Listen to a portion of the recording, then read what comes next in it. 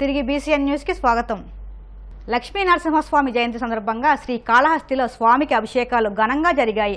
స్వామివారి విగ్రహానికి అర్చకులు దీప ధూప నైవేద్యాలను సమర్పించారు.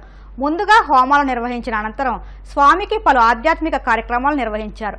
అనంతరం భక్తులకు స్వామివారి ప్రసాదాలను అందించారు.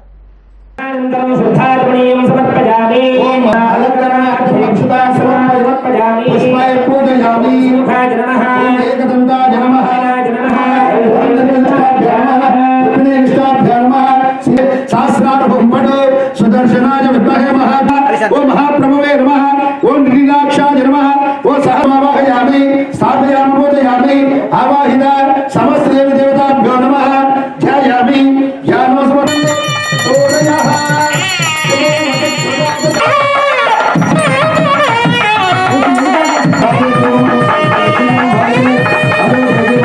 लक्ष्मी गदाधिमाय स्वाहा। लक्ष्मी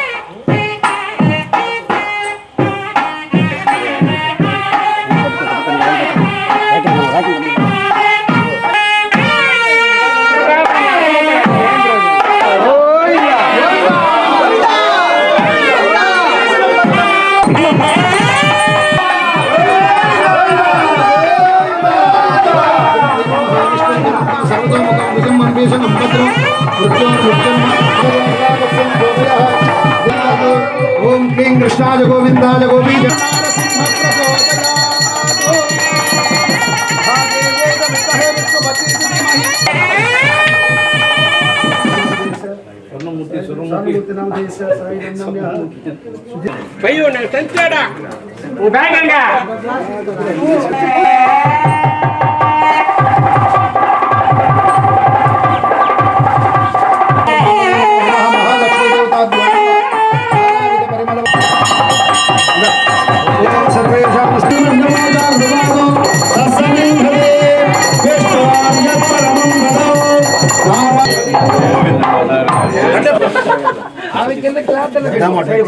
राजनाय विद्महे वासुदेवाय तन्नो विष्णु प्रचोदयात्। लक्ष्मी नरसिंहस्वामी स्वामिनः परिपूर्ण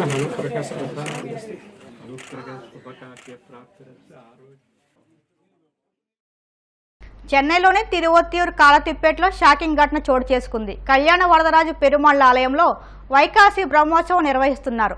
ఈ క్రమంలో ప్రధాన ఘట్టమైన గరుడ సేవ కార్యక్రమంలో అపశృతి చోటు చేసుకుంది. స్వామివారి ఉత్సవ విగ్రహాన్ని పల్లకిలో ఊరేగిస్తుండగా అకస్మాత్తుగా నేలపైకి ఒరిగిపోయింది.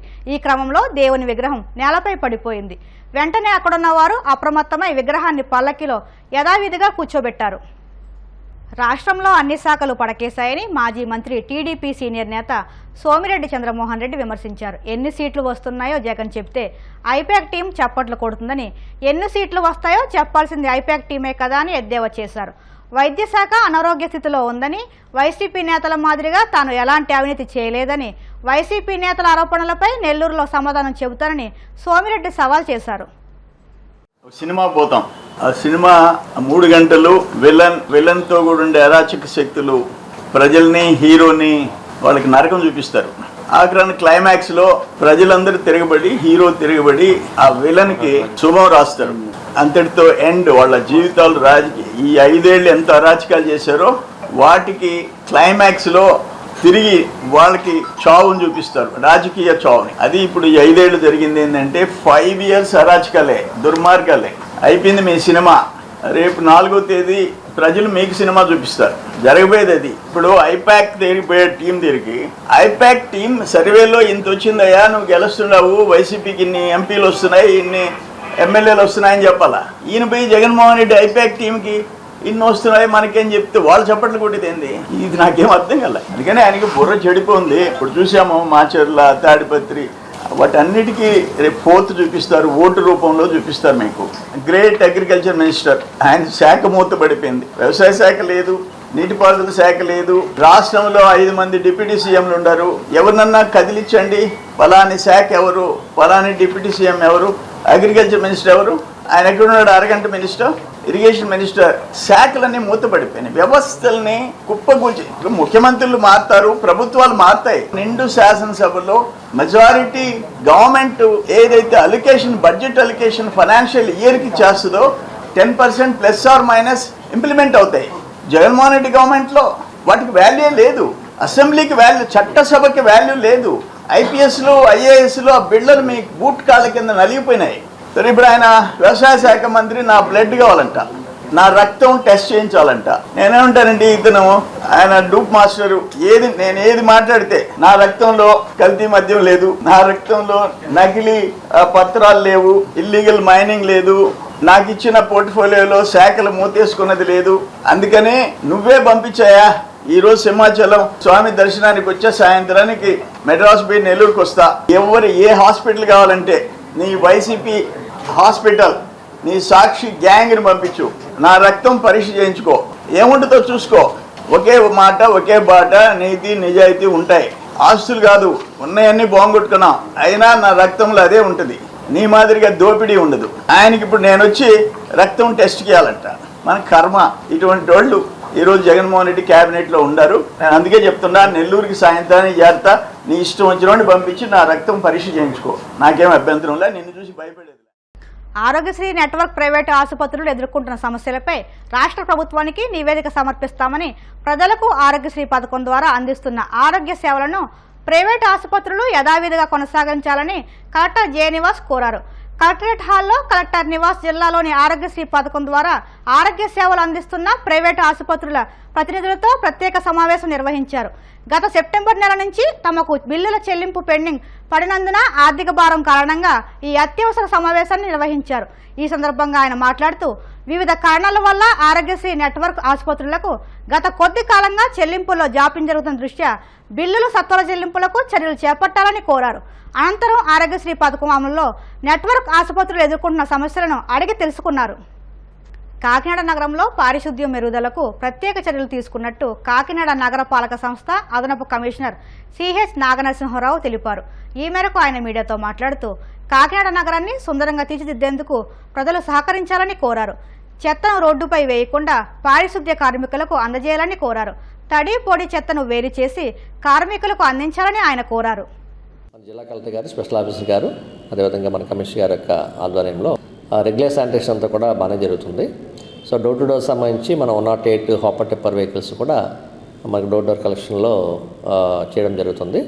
ఒక సండే కొద్దిగా ఒక 1 hour 2 hours కొద్దిగా వాళ్ళు సండే హాలిడే కాబట్టి ఆ రోజు కొంత తక్కువ జరగడం జరుగుతుంది.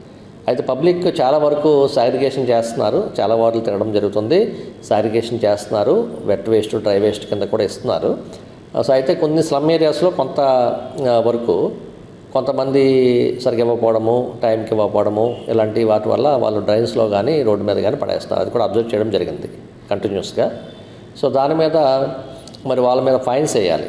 సో అయితే ఏంటంటే ఈ మధ్యకాలంలో ఉన్నటువంటి ఎలక్షన్ దృష్ట్యా మరి కొంత మనం అంత ఫాస్ట్గా చేయలేని పరిస్థితుల్లో మనకి శానిటరీ వింగ్ కూడా కొంత ఎలక్షన్ పోలింగ్ సంబంధించిన యాక్టివిటీస్లో కానీ తర్వాత రిసెప్షన్ సంబంధించిన యాక్టివిటీస్లో కొన్ని రోజుల పాటు వాళ్ళు కూడా ఉండడం వల్ల కొంత కాన్సన్ట్రేషన్ అంటే కొంత తగ్గింది. కానీ ఆఫ్టర్ పోలింగ్ మళ్ళీ రెగ్యులర్గా ఎవరి డ్యూటీ వాళ్ళు చేయడం జరుగుతుంది. అయితే పబ్లిక్ యొక్క నా రిక్వెస్ట్ ఏంటంటే ఏదైనా కానీ శానిటేషన్ బాగుండాలంటే పబ్లిక్ యొక్క పార్టిసిపేషన్ అంతా చాలా ఇంపార్టెంట్. సో ఏదైతే మా వర్కర్స్ వస్తున్నారు, రెగ్యులర్గా వస్తున్నారు, వెహికల్స్ వస్తున్నాయి, పుష్ కార్డ్స్ వస్తున్నాయి, అన్ని రకాలుగా జరుగుతుంది. కానీ కొంతమంది ఆ టైంకి ఉండడం లేదు, ఉన్నా కానీ ఇవ్వడం లేదు. అది మాత్రం మేము అబ్జర్వ్ చేయడం జరిగింది. కాబట్టి ప్రజలందరూ కూడా దయచేసి సహకరించాల్సి.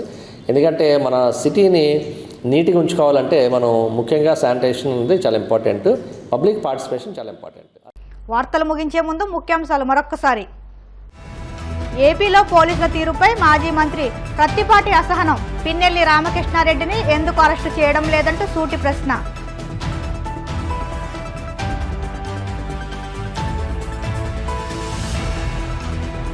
నెల్లూరు జిల్లా సున్నపుబట్టి సమీపంలో ఘోర రోడ్డు ప్రమాదం. నిద్రమత్తులో కంటైనర్ను ఢీకొట్టిన బస్సు డ్రైవర్.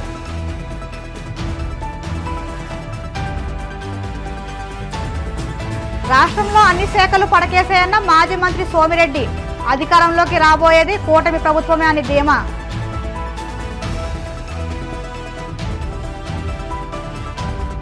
జగిత్యాల జిల్లా పూడూరులో వడ్ల కొనుగోలు కేంద్రం పరిశీలన.